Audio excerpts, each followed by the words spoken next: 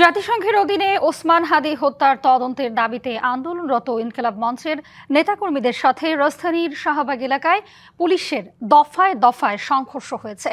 এতে সংগঠনটির সদস্য সচিব আব্দুল্লাহ আল জাবের সহ আহত হয়েছেন বেশ কয়েকজন। বিকেলে ইন্টারকন্টিনেন্টাল মোড় থেকে যমুনা অভিমুখে যাওয়ার সময় এই সংঘর্ষ হয়। পরে রাতে শাহবাগ মোড়ে আরেক দফা সংঘর্ষ হয়।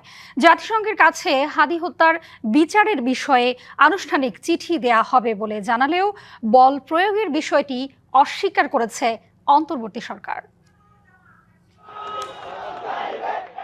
বৃহস্পতিবার রাতে শুরু হওয়ার পর শুক্রবার সকালে জাতিসংঘের অধীনে শরীফ ওসমান হাদি হত্যার তদন্ত ও জড়িতদের বিচারের দাবিতে ইন্টারকন্টিনেন্টাল মোড়ে জড়ো হতে থাকেন ইনকিলাব মঞ্চের নেতাকর্মীরা। সেখান থেকে বিকেলে যমুনা অভিমুখে যাওয়ার চেষ্টা করে তারা। এক পর্যায়ে ব্যারিকেড ভেঙে যমুনার দিকে এগোতে চাইলে পুলিশের সাথে সংঘর্ষ বাধে।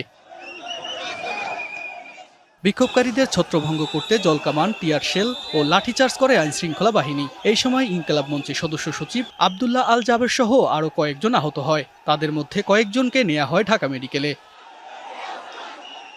এদিকে ঢাকা মেডিকেলে আহতদের দেখতে গিয়ে ঢাকা ৮ আসনের এনসিপি প্রার্থী নাসির উদ্দিন পাটোয়ারি জানান, হামলায় ৩০ থেকে ৪০ জন আহত হয়েছে। দাবি করেন হামলাকারীদের উপর গুলিও করা হয়েছে।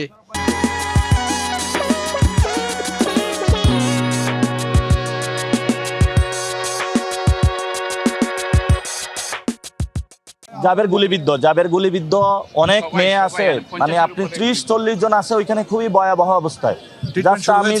ট্রিটমেন্ট শুরু হয়েছে, আমি দেখে দ্রুত চলে এসেছি। তো গুলি তো অনেক ধরনের হতে পারে, রাবার বুলেট হতে পারে, স্প্লিন্টার হতে পারে, অনেক ধরনের হতে পারে। তো এই পর্যন্ত ফুল ক্লিয়ারেন্সটা এখন আসে না, তবে গুলিবিদ্ধ হয়েছে এটা ঠিক। তবে বিক্ষোভকারীদের উপর গুলির ঘটনা ঘটেনি বলে জানিয়েছে ডিএমপি। এটা কেপিআই, আমরা আইনগতভাবে যেটুকু আমাদের বাধা দেওয়া প্রয়োজন আমরা বাধা দিয়েছি। আইনের বাইরে কোনো কিছুই করা হয়নি, আইনসম্মতভাবে আমরা যা কিছু করার করেছি। কোনো গুলি ব্যবহার করা হয়নি এখানে।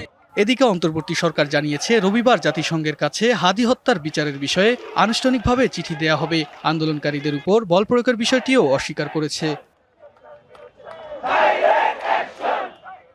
সন্ধ্যার পর ইনকিলাব মঞ্চের নেতাকর্মীরা শাহবাগ ব্লক করে অবস্থান নেয়। রাত 8:45টার দিকে তাদের সেখান থেকে সরিয়ে দিতে গেলে পুলিশের সাথে ফের সংঘর্ষ হয়। এ সময় লাঠিচার্জের পাশাপাশি টিয়ার সেল ও সাউন্ড গ্রেনেড ছোড়ে পুলিশ। তুষার আহমেদ, ডিবিসি নিউজ।